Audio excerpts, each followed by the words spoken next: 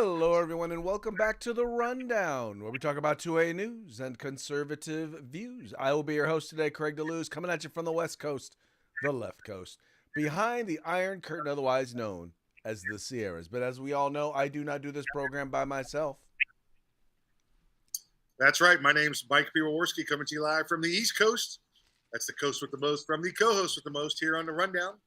2A views, conservative news, and guess what day it is, Craig? Oh, you know what day it is. Guess what day it is? Guess what day it is? Who's ready? It's Throw Punch Thursday, bitch.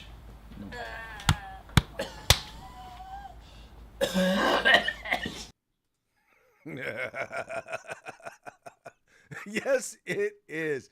It is Throat Punch Thursday, where we take it to the left, we take it to the right, we punch him in the throat, make him cough all night.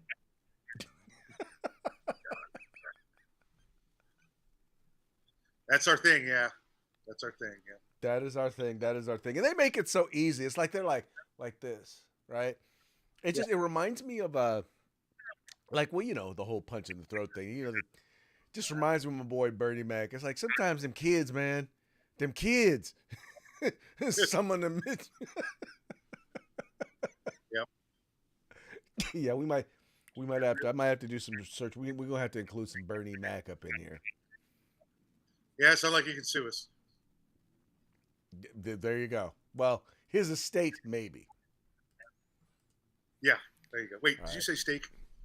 Estate. Oh, okay, gotcha.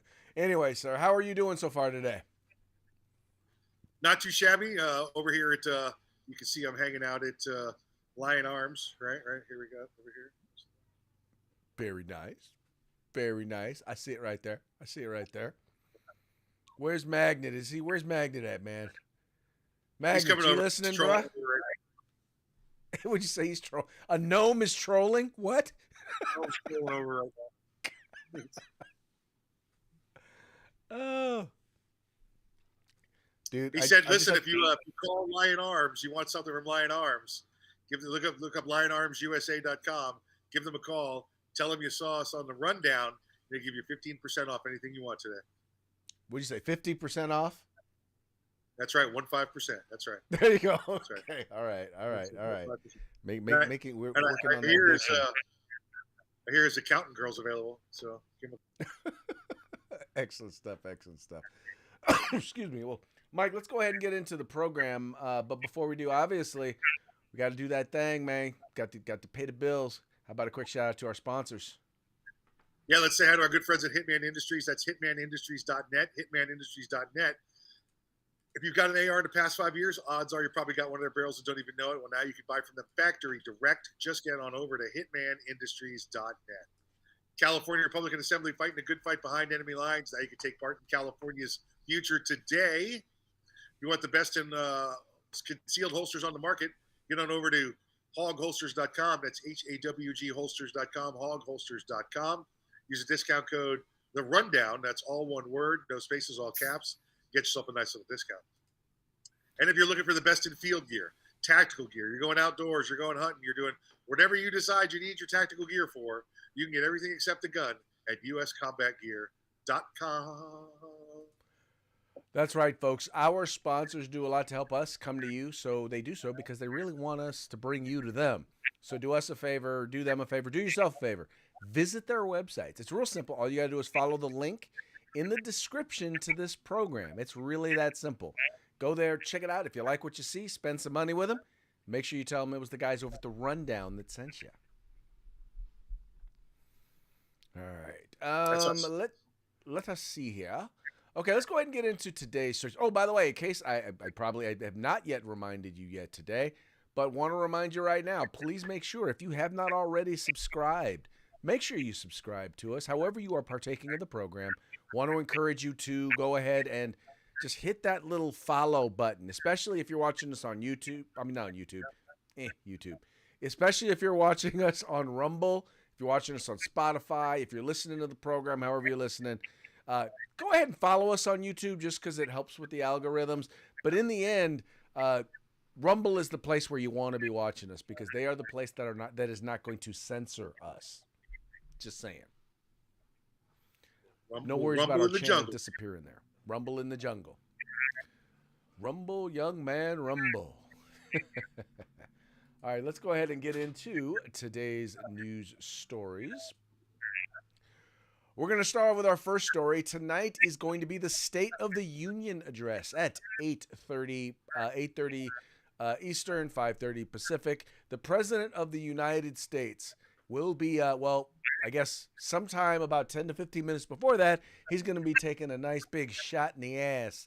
And his Adderall or whatever they're going to be shooting him up with. And then he is going to be speaking before the nation about his priorities for the upcoming year. Now, we already know that he's going to lie. He's going to lie about what he did, about the successes that he's had, because we all know that the things that he claims are successes either didn't happen or they did happen, but they're not successful at all. But the real reason why this is so anticipated is because, well, people are basically going to be watching this to determine, is the president actually going to make it through it without doing or saying something stupid? As we know, this president is bound to do. And not so much stupid, just kind of, is he going to look like a senior citizen who is too old? And I'm not saying that all senior citizens are too old to be president. I'm saying that this particular senior citizen is too old to be president of the United States. And he demonstrates it almost every single time he decides to stand before the media, whether it's his inability to say words, whether it's his Roomba-like impression as he attempts to try and find his way off of a stage, or whether it's trying to walk up some stairs. Needless to say, he is. This is going to be a challenge. And what's interesting about it, Mike, is the big theme is going to be two things. One is going to be Bidenomics fighting shrinkflation, and the other is going to be abortion. Those are going to seem to be the two big things. Like the CNN article that I just had up is talking about how a bunch of Democrats are bringing abortion heroes to sit in the gallery during the State of the Union. So they're bringing aborted fetuses? Is that what they're doing? No, they're bringing people who had abortions. Oh, okay. They're gotcha. heroes for terminating the life of their child in the womb. That makes them heroes. Yeah, anywhere else they're known as criminals. Yeah. Anywhere else those criminals. Craig, now, so here's my question. Why the abortion issue? Is this, again, I think we've proven at the time changed in the last 50 some odd years that this issue is completely different. Of course, Joe Biden still thinks it's 1972. So maybe that's why he's bringing the abortion issue back up. This is not a key voting issue for anybody anymore. Well, I'm sure there's a minority out there that it is a voting issue for. But for the most part, is this even popping up on the poll now where they're talking about what topics are we concerned about with the president? I don't think so. I don't think so. Well, Mike, what's happening is that number one, they realize that when they talk about the real issues that voters want to talk about, the border, voters know that's Biden's fault. The economy and inflation, even though Biden is saying that that prices should be going down. In fact, he's starting his whole, what did he call it? He's starting a whole force to go after those corporations that are, gouging people.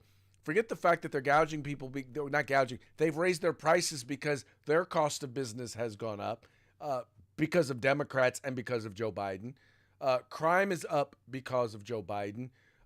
Parental rights is an issue because of Joe Biden. Every issue that people care about, the president is wrong on.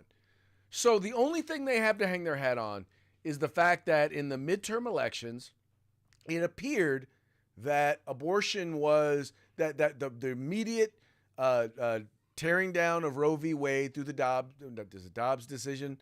Because of the Dobbs decision, they feel like they got a big bump in Democrat votes. So they're believing that that's going to come back and they're going to be able to hang their hat on that. The problem is that that's going to work for people who are already going to vote Democrat anyway. it is not going to work for the general public, for people who are looking for a reason. The people who actually decide these decisions, the people in the middle, it's not going to work with them. Yeah, I'll say this, Craig. No one cares. No one cares. Or here, I'll give you a Democrat quote for it. Ain't nobody got time for that. Ain't nobody got time for that. The left quote. We'll go with the left quote. Yeah. Good stuff. Good stuff. Our good friend Patrick over at the Gun Foodie. He's chimed in. He says, saying hello from Georgia, the big GA. Keep spreading the true news, guys. And thank you so much for tuning in. Remember, like, share, subscribe. Like, share, subscribe. Encourage your friends to do the same. Yeah, this is going to be interesting. I am actually going to watch the State of the Union tonight. The worst part is it's probably going to be about an hour, hour and a half, and it's going to feel like 3 days. But I know something good. It's kind of like, I don't want to put this. It's kind of like, you watch this for the same reason. You watch this because something bad is going to happen, right? You just know it's gonna be a shit show, and so you're just hoping for the train wreck. And why are we doing this on Thursdays? This is normally done on Tuesdays, right? We normally do State of the Unions on Tuesdays, but I guess the Thorazine didn't take effect at time, so they had to push it back to Thursday. You listen, I'm going to miss young Sheldon tonight, right? I'm going to wait another week to see the next episode. Young Sheldon's in Germany having his adventures. I want to see what's going on there. You've got Craig. I may watch it. I don't know if I'm going to watch the whole hour and a half, although it definitely would be more entertaining than anything Jimmy Kimmel's doing. We know that. But why am I watching it, you're asking? Because I want to see him do the Roomba at the end. I want to see the Roomba dance. I want to see him do the Roomba at the end. The Roomba dance. Where am I going? Or the whole as he's giving his speech. Pause for applause. Yeah. Right. Come on, man. Yeah, it's going to be interesting. I will say this: it's going to be somewhat suspenseful. I'm looking forward to it.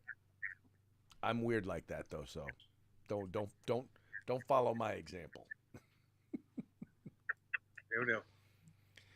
Okay, next we have Kathy Hochul has stationing the National Guard in New York City subways.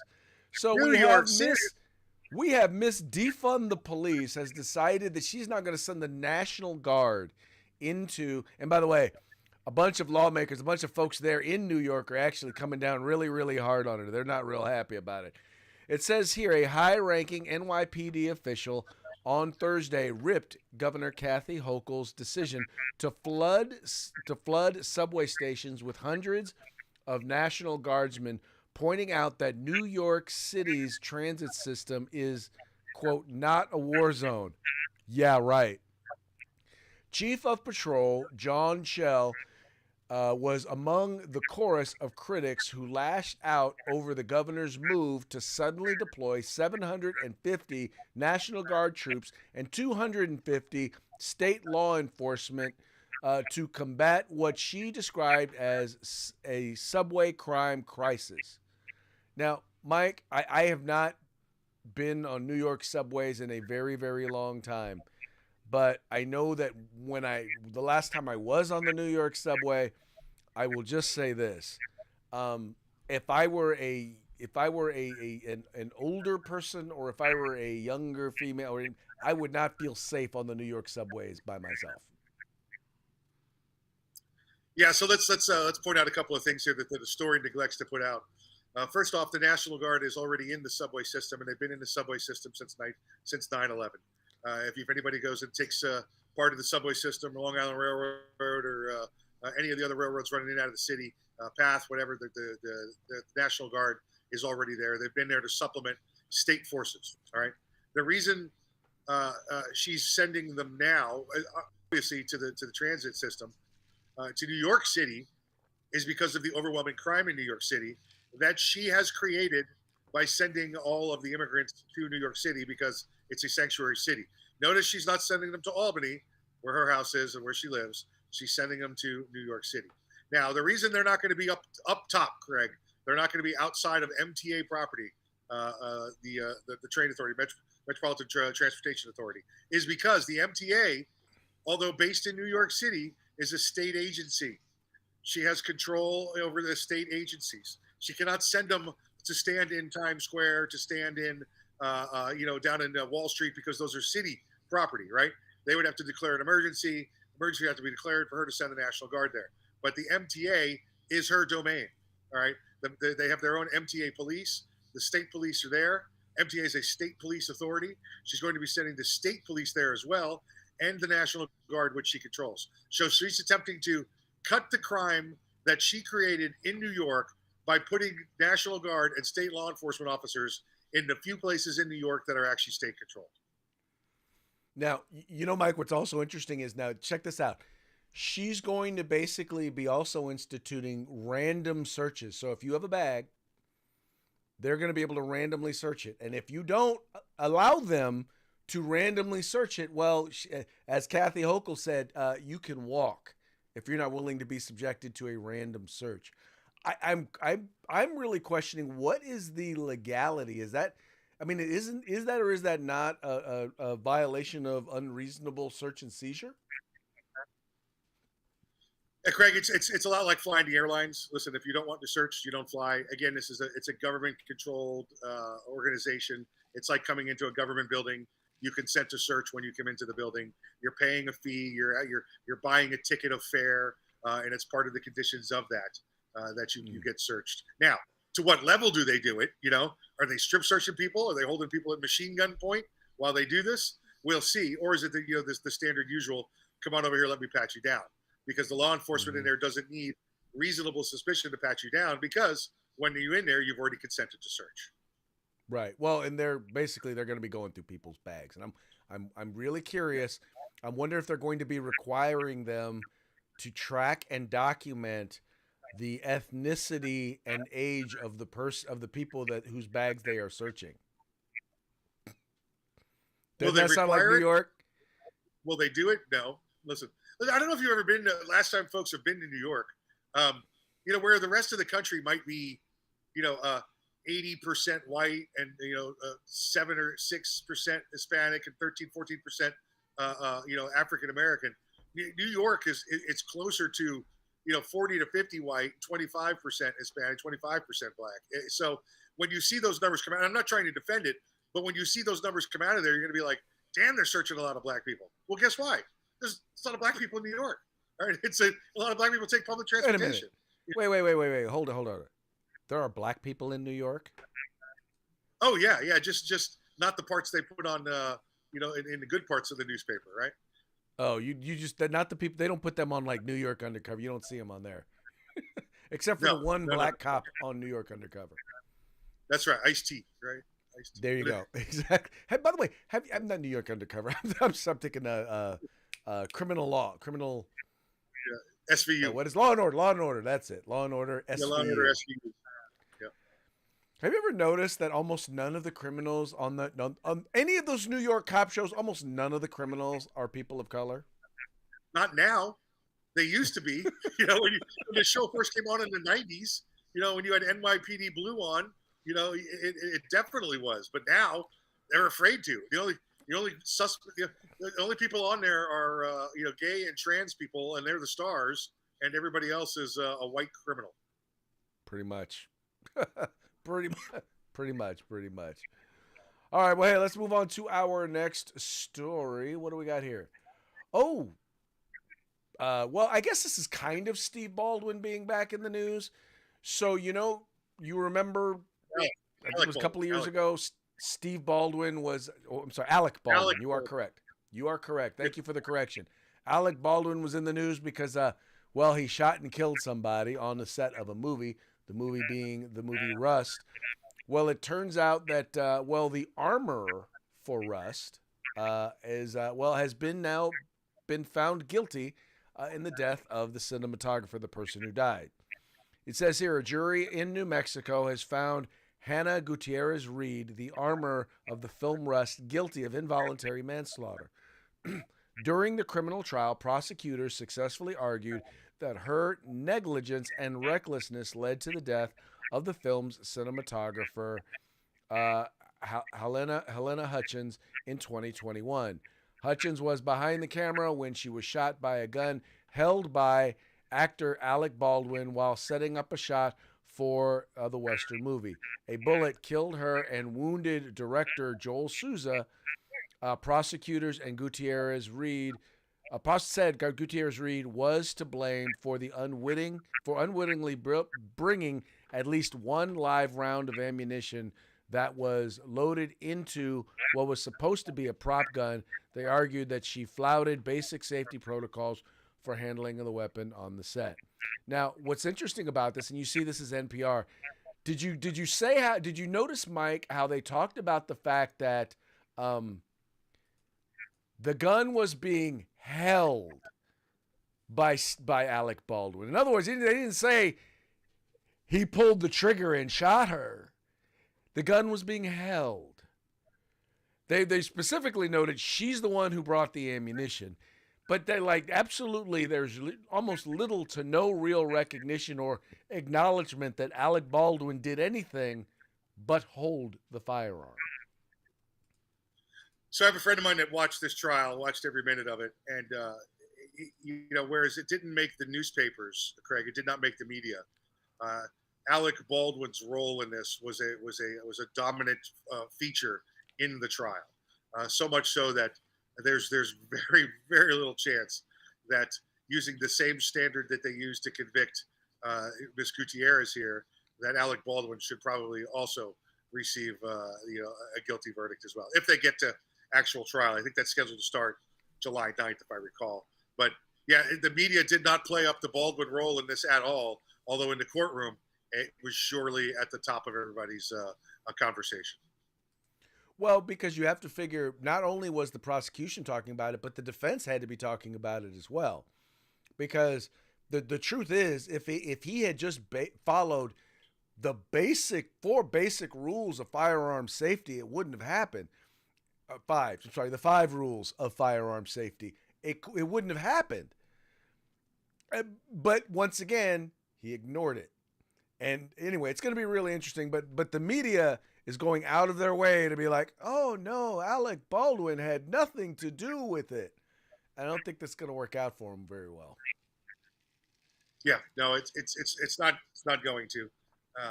He was the one that was as negligent, if not more negligent than her. Listen, I don't care who set you up for failure. You're still the one with your hand on the trigger. Well, exactly. Now you're right. And having said that, when you accept the position as an armorer, I mean, safety is probably the most important part of what you do as an armorer on the set. Making sure that everything is safe, making sure they know and they understand how to utilize the firearms or the props or anything like that is a distant second to making sure that everything is both handled safely, but mechanically making sure that everything is in a position where it's safe. Yeah, listen, we go on forever. And Craig, listen, you've been on plenty of sets. You're a professional actor. I've been a chief armorer on sets. Folks, go look you can check in IMDb. I've been there. The problem with this woman was she was hired as a favor. Her father is a very famous armorer in the Hollywood area. This was outside Hollywood, so it was outside the control of the unions. It was a favor to hire her. This was her first time as chief armorer on her set, only second time as an armorer on the set. And I know what happens. And Craig, you can see this happening. You get the millionaire bullies that come along and decide they're going to do it the way they want to, or you're not going to lose your job.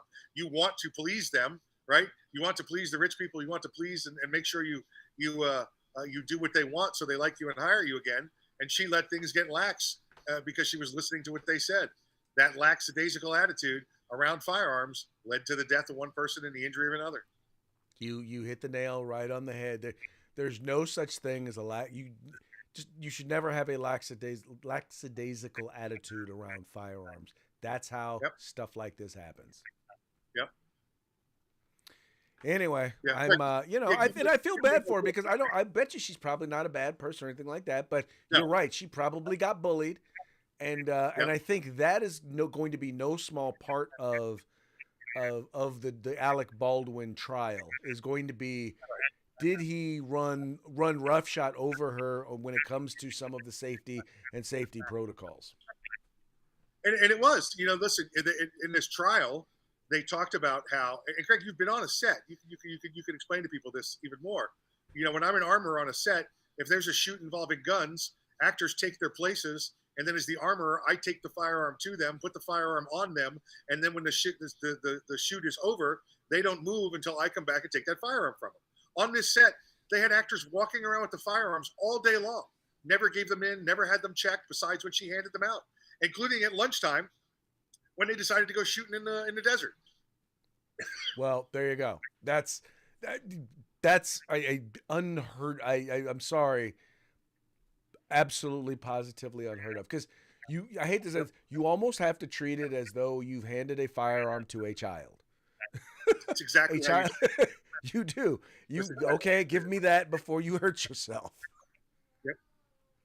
That's exactly how you do it. Well, sadly, I hate to say this, but it's one of those things where, she'll obviously learn from this lesson, but unfortunately, it's going to be a very expensive lesson. It's time to take up creating or knitting as a hobby because she's not getting this job again. No, she definitely will not be getting this job again.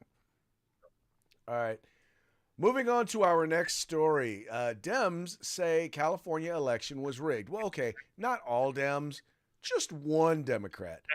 A woman named Katie Porter, who was running for Senate in California, decided that she was basically, she got mad because she lost. And she lost in no small part because a bunch of Democrats, or more wealthy Democrats, her opponent spent a lot of money against her. Her opponent being Adam Schiff for Brains, as I like to call him. Anyway, Here was her concession speech that she gave, or at least a few segments from it. While the votes are still coming in, we know that tonight we will come up short. Let me also say this. Our opponents threw everything, every trick, millions of dollars, every trick in the playbook to knock us off our feet. But I'm still standing in high heels. The most important thing I want to say tonight is thank you.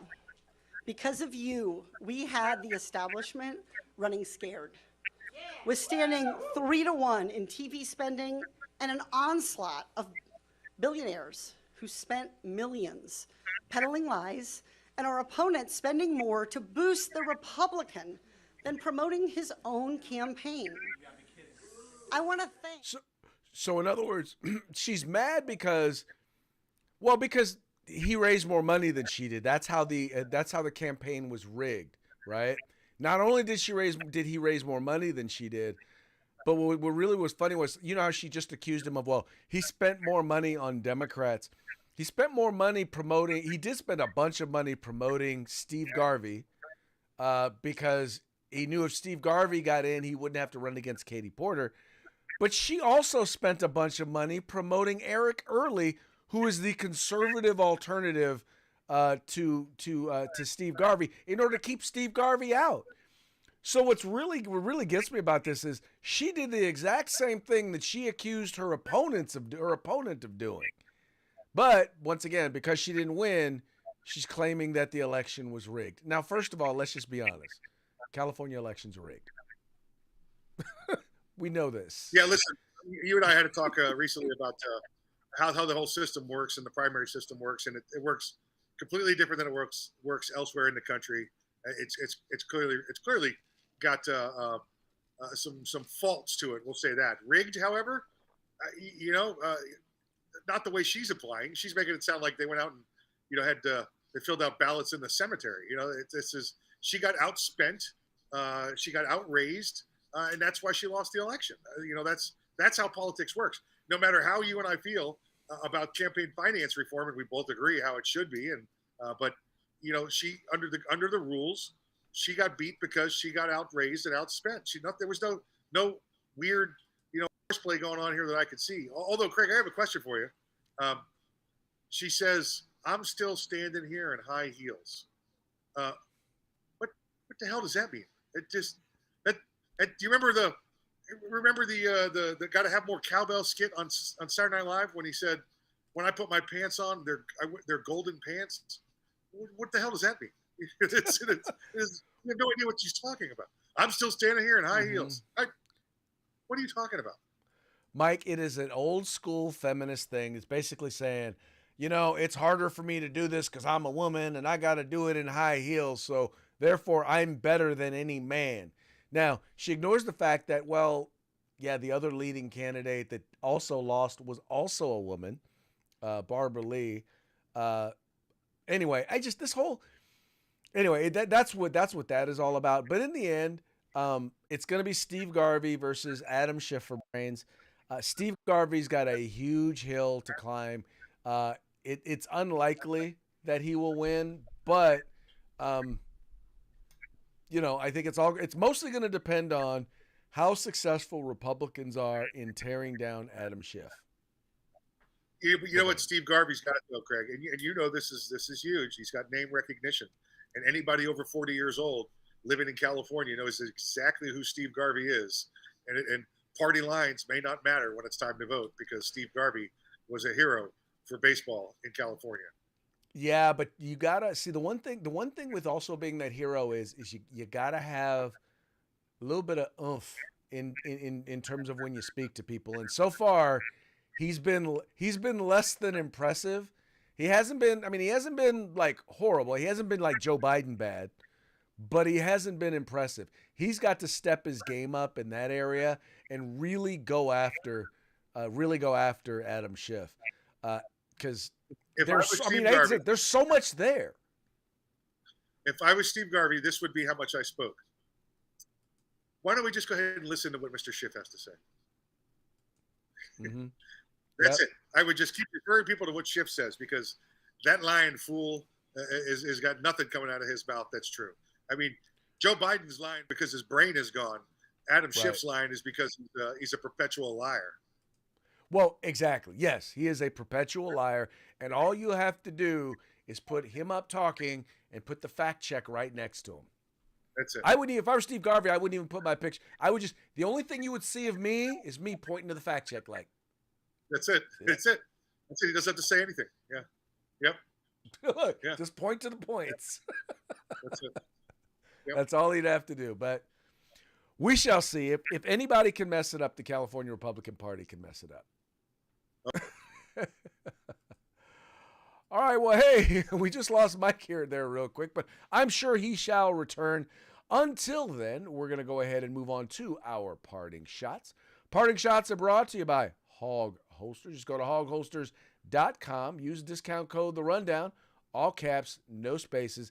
Get your Hog Holster today. All right. For our parting shot today, we're gonna go through a list here, and you know me. I love my list, especially over there at the Babylon Bee. And so today's list is going to be 10 achievements Biden will cover tonight during the State of the Union. So you know this is going to be good.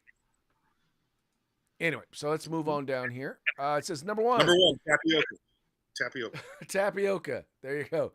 Creation of several brand new words. This will be accomplished during the speech itself. Yep. Okay. Finalization of the Louisiana Purchase. He will announce he hammered out a deal with Napoleon just last week. Yep, there you go. Number 3, the Mexico-Egypt border has been totally secured, and there are no problems down there whatsoever. Yep. Oh, I don't even know if I need that. Oh, but if there is a problem, it's the MAGA Republicans' fault. Almost forgot that one. Number 6. Go to number 6. Wait, let me do number 4. War in Samoa has been averted. Okay. Yep. Number 5. Unprecedented financial security for Ukraine oligarchs. There you go. Number 6. Right. Imported millions of new voters. Yep. It's brand new. It's brand new America, folks. Number 7. Raised dementia awareness. Yeah. Okay. He definitely gets to take credit for that one. True. All right. Earned a gold star for going potty in the toilet 3 days in a row. That's it. In the toity. in the Tweety. Let's see. And number 10. Became the first president in history to bring the country to the brink of civil war, revolutionary war, and world war simultaneously. There we go. USA, number 1, baby. USA, USA, USA. That's it. Yep. Oh, I have to say, I actually went ahead and joined the Babylon Bee simply because I read their headlines. I rarely read their articles, but I read their headlines so much. I want them to stay in business and keep doing what they're doing. There you go. I kick them down some cash, man. Y'all check out the Babylon Bee. Like I said, even if you never read an article, I know you have watched probably every week. If you're watching this show, no less than 3 times a week, you are amused at some sort of headline or something that they have. So, Yep. they haven't given us any money. I should probably hit them up for advertising, but kick down some cash to the Babylon Bee so that they can keep doing what they do. And with that, we're going to go ahead and do what we do, which is get up out of here. But before we do, we're going to give a quick shout out to our sponsors. Yeah, quickly, Craig, my clarification part, I gave you some numbers from New York City earlier. And if you were like, oh, Mike, that can't be right. Well, you're right. It wasn't right. New York is 31% white non-Hispanic, 28% Hispanic Latino, 20% Black or African American, 16% Asian, and less than 1% other or Native American. So there you go. It's even more diverse than I led you to believe during an earlier segment. So let's say good day to our friends over at Hitman Industries. That's hitmanindustries.net. You can get rifle or pistol calibers in any length barrel you want for your next AR rifle. So check them out.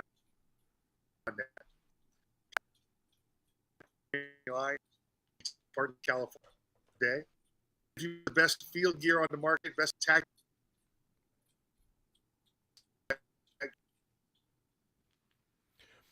That's right, folks. Please take a moment. Visit our sponsors today. Go there, check them out. The links are in the description of this program. Go there, check them out, spend some money with them. Make sure you tell them it was the guys over at the Rundown that sent you. And with that, we're done for the day. We'll be back tomorrow on Free for All Friday. Hope you all have a good time. Be safe. We'll see you then.